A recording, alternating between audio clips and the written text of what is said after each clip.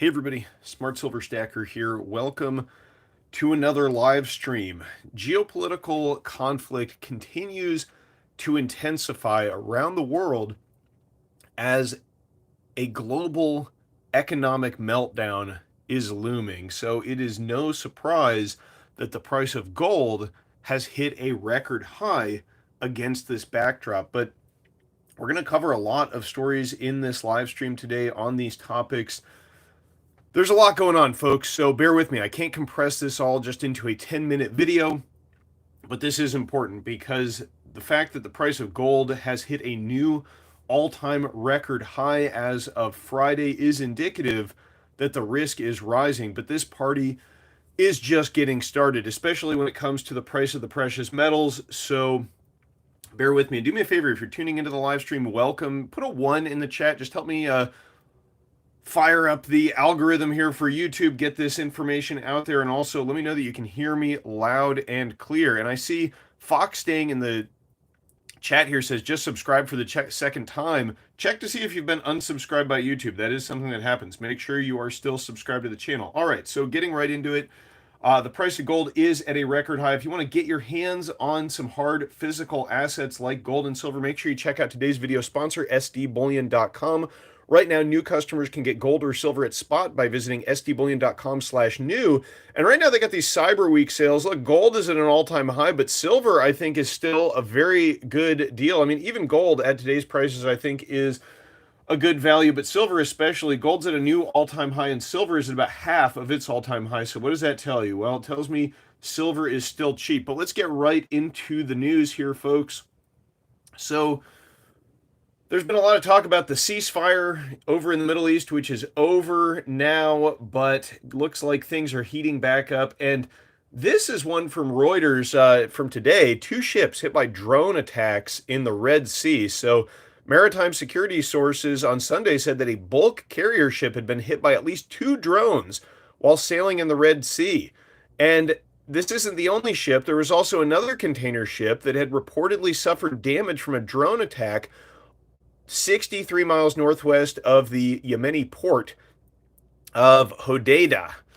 So, looks like, if I had to guess, these drone attacks probably being conducted by the Houthis in Yemen. They have been hijacking vessels. There have been drone attacks in the Indian Ocean and the Red Sea. This is continuing. This is a story from just 2 hours ago. Now, think about this. Think about what these attacks could mean to global supply chains. Because right now, yeah, there have been several attacks. There have been hijackings, drone attacks, but not in a real significant coordinated way. But imagine if these attacks begin occurring, say, in the Strait of Hormuz there, what that could do to inflation and prices and energy prices specifically if they begin targeting oil tankers. So just keep that in mind, that oil prices are cheap right now and inflation may be still elevated, but headed a little bit lower if you look at the official government numbers, but that could change very quickly if these attacks continue and if they disrupt supply chains. So that's something we got to be on the lookout for here.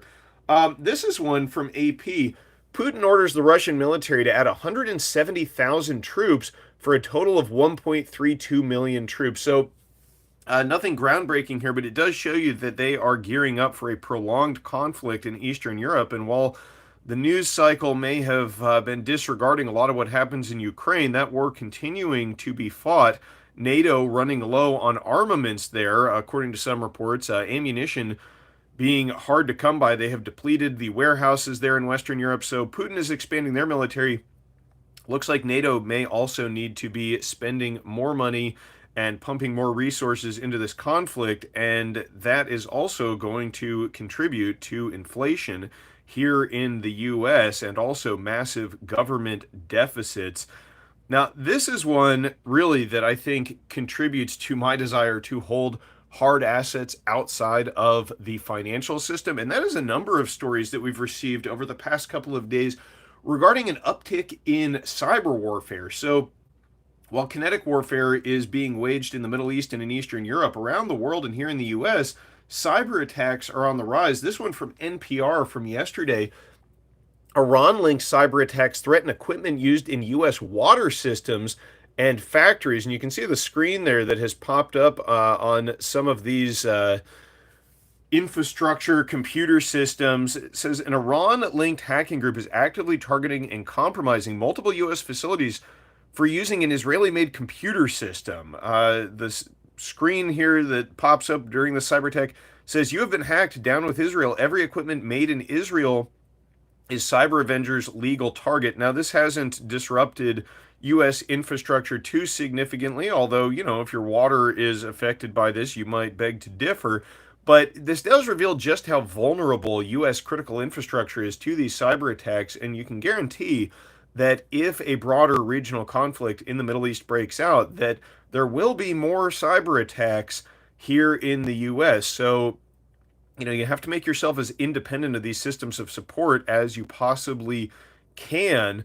It's not just infrastructure that is being targeted. This is the one that really leads me to believe you want to have some hard assets outside of the banking system. Look at this one from an ABC affiliate. Cyber criminals conduct ransomware attack causing outages at 60 credit unions, federal agency says. And this is in the United States. About 60 credit unions in the United States are experiencing outages because of a ransomware attack on an IT provider the institutions use. Now, I think that, depositor funds are not at risk here. It's probably just inability to access certain services from these credit unions. But just imagine, this is cyber criminals. Imagine a state-backed cyber attack on the financial system, the kind of havoc that could wreak on bank deposits, credit card processing. I mean, if you go to the store and credit cards don't work, how many people carry a significant amount of cash anymore? Maybe you do, but most Americans do not. And we rely very heavily on these electronic digital systems to track our wealth, to pay for things. The economy could suffer a major blow in the event of a cyber attack. And there are experts who warn that one of those is around the corner. So will that be the black swan event? Well, nobody knows, because black swan events are, of course, unpredictable by their very nature. But these stories of cyber attacks indicate how vulnerable we are here in the West to this kind of attack. And here's another one from CNN. This is from last week. Cyber attack on U.S. hospital owner diverts ambulances from emergency rooms in multiple states. So you can see just about everything that is important to our lifestyle, whether it be finance or the ability to make payments, or even just our healthcare, the ability to make it to an emergency room depends on these systems, which are highly vulnerable. And so among hospitals currently unable to accept ambulances are a 263-bed hospital in downtown Albuquerque. And obviously, this is a very important story. If you fall off your roof and break your leg, or you're having a heart attack and you can't get to the hospital because the electronic systems that allow these institutions to accept patients are not functioning, that's a very big problem indeed. But again, these are small one-off attacks, but just imagine a broader, larger scale attack. And, when things pop off, if they pop off in the Middle East or in Eastern Europe, if NATO gets drawn into the conflict in Ukraine, you can probably anticipate these fifth generational style warfare attacks on U.S. infrastructure. Who knows? Could even be one of those pesky FF attacks, if you know what I'm talking about. But something you need to be on the lookout for. Okay, so enough about cyber attacks. Let's talk about the propensity for the globe to continue descending into conflict. I mean, we've got these hotspots popping up all around the world. The most recent one in South America, where today Venezuelans are voting in a referendum on annexing a disputed territory with neighboring Guyana. So Guyana is a small country, borders Venezuela. They have this very oil-rich area which is disputed, and the Venezuelans are thinking of annexing it. Brazil is activating their military forces on the border as well. Brazil more or less friendly here to Venezuela. Guyana more allied with the U.S., but very likely Maduro there, the president in Venezuela, feels emboldened by the concessions made by the Biden administration recently in an attempt to curry favor from the oil-rich nation. And now we're seeing some blowback there where they're talking about annexing territory from their neighbor which is considerably more friendly to the US. But again, Biden has given concessions. He's eased up on sanctions because of the fact that the Middle East is no longer really a reliable source of oil for the global markets. Biden gets the fist bump when he goes and visits MBS. So he's trying to cozy up to Maduro. Well, look what his buddy is doing. They are talking about annexing territory from their neighbor. That obviously could be the precursor to a military conflict. And this is important because this is right in the U.S. backyard. Venezuela and Guyana, not too far from the southern United States. All right, let's talk about oil since we're on that topic. The price of oil has seen some significant declines recently, down from a high of over $90. Now you've got WTI crude trading around $74.38. Now I want to talk about this because there's a number of factors at play here in the crude oil market. And I want to point out that my view is crude oil is going to be headed higher in the long term for a variety of reasons. But let's talk about this. So we had OPEC Plus earlier this week announced that they would be cutting an additional 1 million barrels per day. This is in an attempt to send prices higher on their behalf. They make more money when crude oil prices are higher, so they're going to be cutting more. But at the same time, you have a global economic slowdown, demand destruction brought on by the Federal Reserve's campaign of rate hikes. Also, you've got U.S. crude production, which has just hit a record high for the month in September. U.S. crude oil production in September rose to a monthly record. So we've got a variety of factors here which are driving the oil price for now lower. But, ultimately, inflation, the devaluation of the dollar, I believe, will drive crude oil prices higher. But here's a but. Here's something that I think is important for those who are looking at the gold and silver market. When you look at these low oil prices, so for now, oil has gone down. We may see that persist throughout 2024 because it's an election year. Biden talks a lot about these climate promises and stuff, but then, you see U.S. oil production surging to a record high. And there has been a lot of outcry among environmentalists, climate crusaders about this, saying, well, we're sacrificing, carbon output for bringing oil prices down. But 2024 is an election year. So you can probably bet that at least for the duration of that year, there will be at least attempts to keep a cap on the price of oil so that, voters don't get upset by soaring fuel prices and inflation across the board. But one thing that this really, I think, will affect is, or at least it's a factor for, is gold miners, gold and silver miners. So let's take a look at the chart of gold. Here you got the chart of gold, long-term chart. You got this cup and handle formation, which looks like we might be about to break out of. You can check out yesterday's live stream, and the night before I talked about that. This is the chart of the GDX to the gold price, the ratio. So the GDX is an ETF that tracks gold miners. This is that divided by the price of gold, and you can see it's been on a pretty long downtrend. So right now, miners are very cheap relative to the price of gold. Well, what's going to be good for miners? I mean, think about it. Soaring gold prices now at a record high and lower energy prices. So the cost of operating these mines is going down. Well, I think that that's going to be very promising for the miners myself. Not financial advice, of course. I'm just telling you what I think, but I have been building positions in the miners, which, despite the fact that the price of gold is at a record high, really are just languishing, and I think they're very cheap. Now, there's two ways you can kind of interpret that, right? The fact that the miners haven't kept up with the price of gold, well, maybe investors are not convinced that this rally in the gold price will persist. And certainly, I mean, if you look at the long-term chart, there is a possibility that we could come off of this line of resistance. I don't want to say gold is headed towards new all-time highs just yet. I mean, in the long term, I believe it is. Once it breaks out of this cup and handle pattern formation, I think that is what will happen.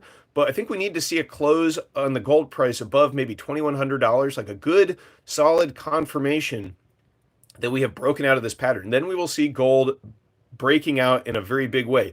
Maybe we'll get a pullback from this level. We've touched this level 3 times in the past. This is the 4th time. Will the 4th time be the charm that we break out? Hard to say. Ultimately, we will be headed towards much higher prices when the Fed pivots, when the Fed begins to ease, and markets are beginning to price that in based on some recent commentary from Powell, that speech that he gave at the end of this week at Spelman College, I believe, where he said that there's possibility of more rate hikes, but the balance of risk, whether over tightening or under tightening, it's beginning to become more in balance. So will the price skyrocket from here? Will we get a correction? I'm not sure. We might get one more pullback, and then when the Fed actually begins to cut, I think that could be when we break out. But at this point, I mean, you may begin to see the price break out from here. It is entirely possible. But my point is that, gold stocks are very, very cheap right now. If we do see a pullback in the spot price of gold, I will just view that as a gift, as a major buying opportunity, but we might not get that. So, keep an eye on that chart. And this week is going to be very, very interesting. Now, let's talk about the economic meltdown here in the US and why the Fed ultimately is going to be forced to ease, and why markets are anticipating. I believe now there's an 80% chance being priced in that the Fed will begin cutting rates in March. Well, look at this. This is a chart we've looked at. This is the Bank Term Funding Program. Now, interestingly, this is near record highs, but last week we were at $114 billion being used in this emergency credit facility for the banks provided by the Federal Reserve.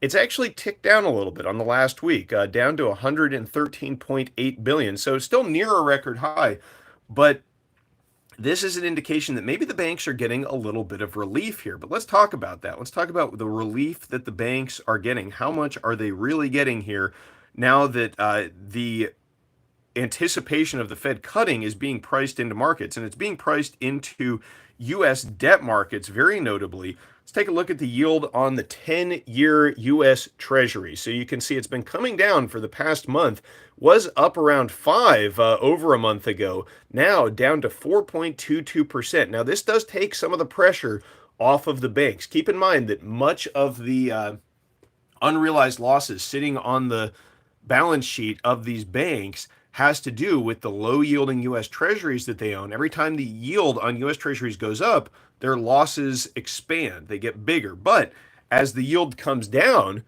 like it is now, it actually helps these banks quite a bit.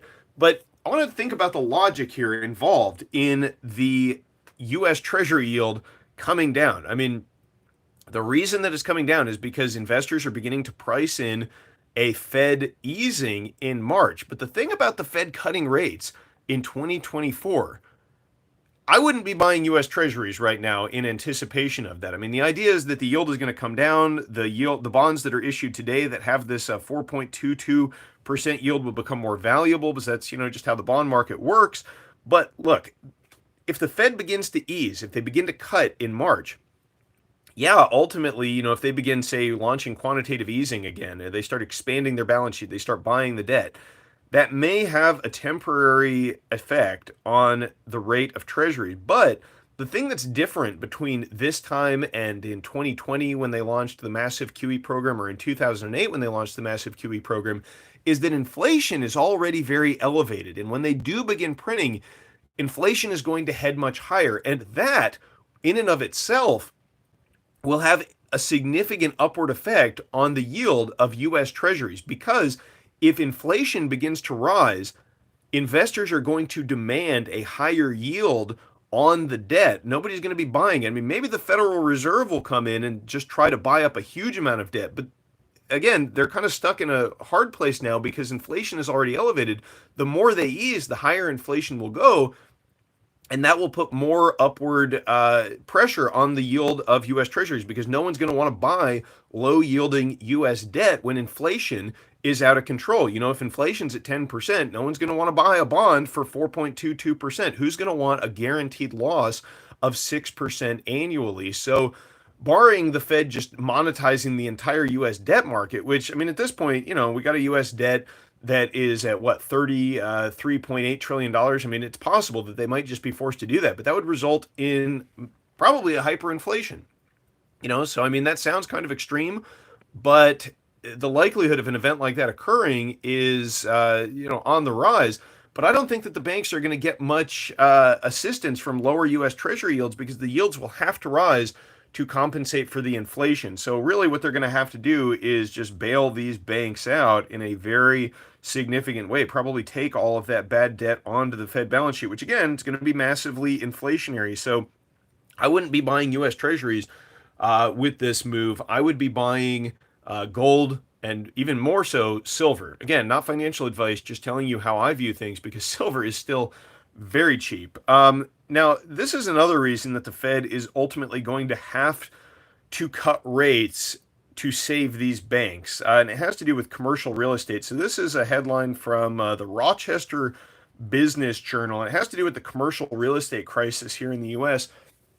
Commercial real estate deals stifled by rising interest rates. This is from just a couple days ago, but this is very interesting because what's happened here as interest rates have been on the rise, it has really had a chilling effect on the commercial real estate sector in the United States. And this ultimately is going to result in the Fed having to cut rates.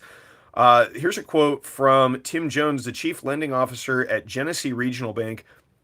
A lot of real estate developers have put some things on hold because they can't justify the project due to financing costs. Developers like to finance as much as they can with debt versus equity. That's driving up the cost of their financing and it's driving up the cost of their projects, and everything is more expensive. Material, labor, so all of a sudden somebody who's looking at a 10 million project a couple years ago, today it might be $15 million. So basically real estate developers, real estate investors, they like to use debt to invest in these properties, and now that the yields have gone up so much higher, it has had a tremendous chilling effect, as evidenced by this quote here. Commercial real estate transactions activity have been cut in half in 2 years. The condition for real estate deals is difficult. They, the owners, simply don't want to sell at a lower price, so commercial deals are not happening because sellers don't want to lower the price and buyers aren't jumping in due to higher lending costs. So the banks in the US, especially smaller regional banks, have a tremendous amount of exposure to these commercial real estate deals. They've got a lot of loans over the next couple of years, trillions of dollars of loans, which are going to be coming up to be refinanced. They're going to be reaching maturity. And the problem is that these commercial real estate properties, because rates have gone up and there's that's putting a lot of pressure on those who would typically buy these, the properties are worth much less in reality than they are being marked on balance sheets as collateral for these loans. So we've got all these loans. The properties that actually back the loans are worth a lot more than people thought when they issued the loans because there's less demand because of higher rates. So one of the reasons that the Federal Reserve is going to have to cut rates is to try to drive demand for these properties, to create more easy money for investors to go out and buy these properties, to drive up the valuation of these properties in order to make the banks balance sheets, in order to make all these loans that are backed up by these properties liquid, because right now they're illiquid, they're insolvent. If the property owner were to default on the loan, the property that the bank would get in return is worth significantly less than what they are losing in terms of that loan being defaulted on, if that makes sense. So this is just another reason that the Federal Reserve is going to ultimately be forced to cut rates, probably in 2024, and that is what markets are anticipating. And so when that happens, the price of gold right now is at a record high. It's nowhere near the inflation-adjusted all-time high, which is north of $3,000. That's why I believe that probably in 2024, we're going to see days in gold where you get, $100 gains, significant percentage moves on a daily basis. And when that happens, silver is going to come along for the ride. I mean, that is typically what happens in precious metals bull markets. Gold moves first, then silver catches up as the bull market really, as investors start looking to gain speculative exposure to the precious metals bull market, they move into the silver market. That's why silver moves much more than gold, whether it be up to the upside or to the downside. It's also, the fact that gold is at a near all-time high and silver is still only about half of its all-time high is indicative that this bull market in the precious metals really is just getting started. It's when silver starts moving more than gold, that's when you're going to be looking for a top in the precious metals. You're going to see the gold to silver ratio come down. You're going to see silver putting on more gains than gold. But right now, we are at the very nascent phases of this bull market. This is one from Business Insider that I thought was interesting, talking about you know, de-dollarization and oil. The headline here is Russia's oil deals with India should terrify countries trying to abandon the dollar. And this is interesting. So basically, the gist of this story is that uh, Russia selling oil to India, they're having a hard time determining how those payments should be made. So it can't be dollar based because that might subject India to secondary sanctions. India wants to pay with the rupee. Problem with that is rupee is not a fully convertible currency, so basically Russia ends up getting stuck with a bunch of rupees in Indian banks, and the Russians would prefer to take Chinese yuan in exchange for this because they can actually buy things from China. They don't import that much from India, but they import a lot from China, so they want yuan. The bottom line is here they're having a hard time not using the dollar to settle these payments, and you know this story paints a very rosy picture for the dollar on this, saying like, the dollar is the only option here. These countries are just suffering because they're not using the dollar. The takeaway I have from this is that, maybe the ruble, maybe the rupee, maybe the yuan is not a particularly good currency alternative to the dollar, but there is something that these countries could use instead of the dollar. What do you think that might be? And no, it's not gold backs themselves. I don't think they're going to do that anytime soon, but gold. I mean, gold is the obvious choice for these countries who are de-dollarizing to begin settling these international payments. It's the most convertible currency of all, of course. It's real money. It's more than currency. It's an actual store of value, and it has been money for thousands of years. So I have a strong suspicion that we may see some of these BRICS nations, some of these de-dollarizing nations begin to use gold itself as a means of settling these international payments because they're running into a lot of problems using the local currencies. And that, of course, will be very bullish for the price of gold moving forward. One last story to finish up this live stream with. While we're talking about de-dollarization and oil, Russia takes Iraq's biggest oil find in 20 years. So they have acquired more than 60% of the Eridu field, which is a new oil discovery in Iraq, estimated to contain between 7 and 10 billion barrels of oil. And Russia, together with China, is kind of working to develop this oil project in Iraq. It's the largest Iraqi find in 20 years.